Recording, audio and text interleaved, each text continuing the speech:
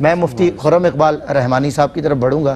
حضور، کیا گناہ و ثواب کا جو تعلق ہے وہ مطلب اس کا تعلق صرف آخرت تک ہی محدود ہے، یعنی تصور آخرت، یعنی وہ جو والبعث بعد الموت والا مرحلہ ہے، یا پھر دنیا سے بھی اس کا تعلق ہے؟ اس طرح میں نے آغاز میں کہا، اکثر کہتے ہیں شامت اعمال، یہ تمہارے گناہوں کی نحوست، یہ ہمارے گناہوں کا وبال ہے۔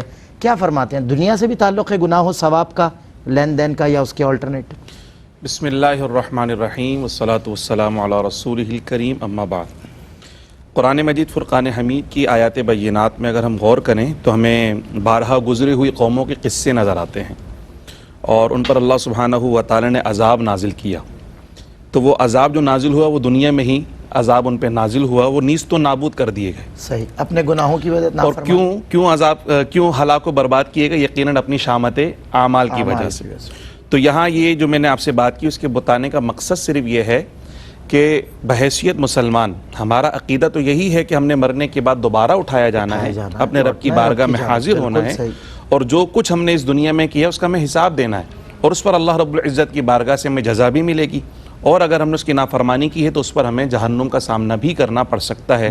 اللہ تعالیٰ ہمیں اس کے جہنم کے عذاب سے محفوظ فرمائے۔ آمین، اللہم آمین۔ تو آخرت میں جو وبال ہے، آخرت میں جو جزا ہے، وہ تو یقیناً ہمارے ایمان کا حصہ تو ملنی ہی ملنی ہے، لیکن دنیا کے اندر بھی گناہ کا اثر بھی موجود ہے اور نیکی کا اثر بھی ہماری ذات پر ہوتا ہے۔ یہ بالکل ایسے ہی جیسے ہماری جسمانی صحت ہے۔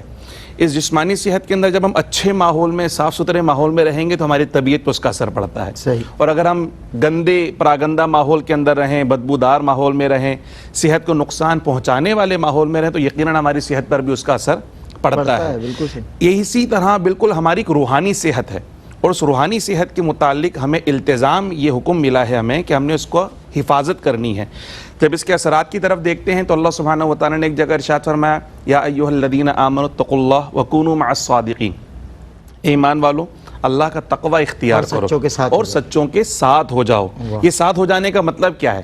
یہ ساتھ ہو جانے کا مطلب یہی ہے کہ جب سچوں کی صحبت اختیار کرو گے تو وہ سچائی کے اثرات تمہارے اندر بھی پیوست ہو جائیں گے، اور یہی کیفیت رسول اللہ صلی اللہ تعالی علیہ وسلم نے مکہ مکرمہ مدینہ منورہ میں بنائی کہ جب پاکیزہ ماحول لوگوں کو میسر آئے گا تو ان کی طبیعتوں پر اس کا اثر پڑے گا۔ اور جو حضور کے ساتھ ہوا وہ صدیق ہو گیا۔ بالکل، آپ دیکھیں جو صادق اور امین کی صحبت جنہوں نے اختیار کی وہ صداقت اور امانت کے پیکر بنے، اور ایسے چمکتے ہوئے تارے بنے کہ آج تک لوگ ان پہ فخر کیا کرتے ہیں۔ بے شک۔ اسی طریقے سے جو گناہوں کے اثرات کی بات ہے تو نبی کریم رؤوف الرحیم صلی اللہ علیہ وسلم کی بڑی مشہور حدیث مبارکہ ہے، جس میں پیارے آقا صلی اللہ علیہ وسلم کے فرمان کا مفہوم یہ ہے کہ بندہ مومن کا جو دل ہے وہ مثل آئینہ ہوتا ہے، اور صاف ستھرا اور روشن ہوتا ہے۔ جب یہ گناہ کرتا ہے اور توبہ نہیں کرتا تو اس کے دل پہ ایک سیاہ نقطہ لگا دیا جاتا ہے۔ جی، اگر توبہ کر لے تو نقطہ مٹا دیا جاتا ہے، توبہ نہ کرے تو نقطہ برقرار رہتا ہے، اور جتنے گناہ کرتا ہے اتنے نقطے اس پہ بڑھتے رہتے ہیں۔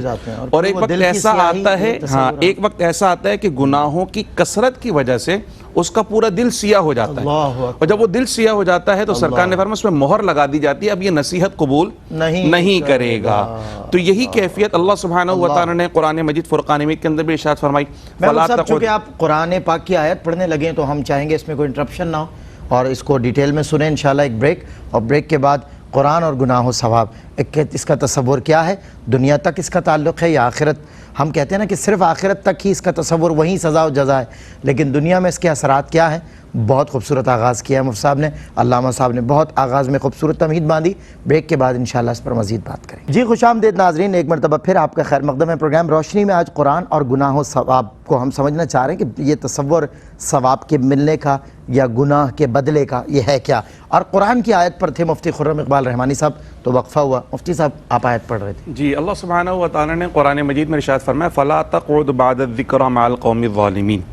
کبھی بھولے سے برے لوگوں کی صحبت میں آپ بیٹھ گئے، اور جیسے آپ کو یاد آیا تو آپ وہاں سے فوراً سے اٹھ جائیں، اور ایسے لوگوں کے ساتھ، ظالم سے مراد اللہ تعالیٰ کی نافرمانی کرنے والے، ان کے ساتھ نہ بیٹھیں، کیونکہ یہ نحوستیں بہت زیادہ اثر کرتی ہیں۔ اچھا، جو آپ نے ایک بات کی تھی شامت اعمال والی، اس کو بھی تھوڑا سا سمجھنے کی ضرورت ہے۔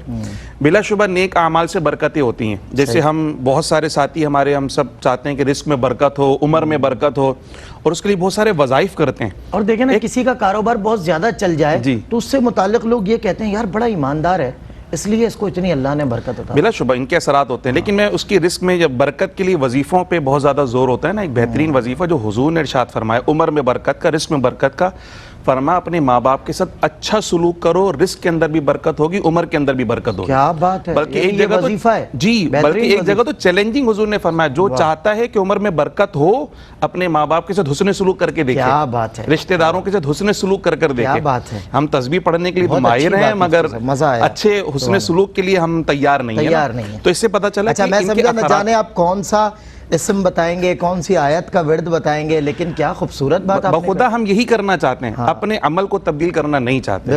اس کی برکتیں بلا شبہ موجود ہیں، اسی طرح گناہ کے اثرات بھی موجود ہیں. لیکن جو آپ نے آزمائش والی بات کی، کوئی بیمار ہو گیا، کسی کا ایکسیڈنٹ ہو گیا، کسی کا مال تباہ و برباد ہو گیا، اس کو یہ سمجھنا کہ یہ میرے کسی گناہ کی نحوست کی وجہ سے، تو یہ مناسب نہیں ہے. بالکل صحیح. کیونکہ عموماً یہ آزمائش اللہ سبحانہ و تعالیٰ کی جانب سے. کبھی آپ بدگمانی بھی کر سکتے ہیں نا، کسی کو آپ نے دیکھا کہ وہ مال کی تنگی میں آپ سوچے پتہ نہیں کتنا گناہگار ہوگا، اللہ کا نافرمان ہوگا، تو ایک مسلمان سے زیادہ نافرمان تو کافر و مشرک ہیں، مگر وہ تو خیر اور فلاح کے ساتھ جی رہے ہیں، ان کو تو دنیا کی تمام آسائشات ملی ہوئی ہیں. تو یہ کانسیپٹ درست نہیں ہے. البتہ اس کے اثرات ضرور ہوا کرتے ہیں، اور یہ سوچنا کہ جی مریں گے تو دیکھی جائے گی، استغفر اللہ العظیم، یہ کہنا درست نہیں ہے. اس کے اثرات دنیا کے اندر بھی بھگتنے پڑتے ہیں. یہ تو آپ رب کے آگے سینہ تان کے کھڑے ہو رہے ہیں، اور آپ مطلب اپنے خالق کے سامنے مطلب گھبراتے نہیں ہیں. دوسری طرف تو ہم دیکھتے ہیں وَلِمَنْ خَافَ مَقَامَ رَبِّهِ جَنَّتَانِ، اور ایک طرف ہم یہ رویہ دیکھیں استغفر اللہ ربی من کل ذنب. اور بات یہ ہے کہ ناظرین اکرام، میں علامہ صاحب، آپ مفتی صاحب، آپ تشریف فرمائیں. ایک مطلب ہمارا یہ ایک گیٹ ٹوگیدر ہوتا ہے، لیکن دنیا بہت کچھ سیکھ لیتی ہے. میں بھی آپ لوگوں سے بہت کچھ سیکھ لیتا ہوں. میں اپنے دوستوں سے کہتا ہوں کہ کسی شخص کو پرکھنا ہو کہ وہ کتنا اعلیٰ ظرف ہے، یا اس کے اندر کتنے خصائص ہیں، کتنی کوالٹیز ہیں، تو دو چیزوں پر ضرور پرکھو. ایک تو یہ دیکھو کہ صوم و صلات کا پابند ہے یا نہیں، اور دوسرا یہ دیکھو کہ والدین کے ساتھ اس کا سلوک کیسا ہے. اگر اس کا حسن سلوک والدین کے ساتھ ہے تو اس سے کبھی پنگا نہیں لینا، کیونکہ وہ مار کھانے والوں میں سے نہیں، وہ انشاءاللہ فتح یاب ہونے والوں میں سے، اور اللہ کی رحمت اس پر سایہ کناں ہے جو اپنے ماں باپ کی دعائیں لے کے گھر سے نکلتے ہیں. اللہ ہم سب کو اپنے ماں باپ کی خدمت کرتے رہنے کی توفیق عطا فرمائے.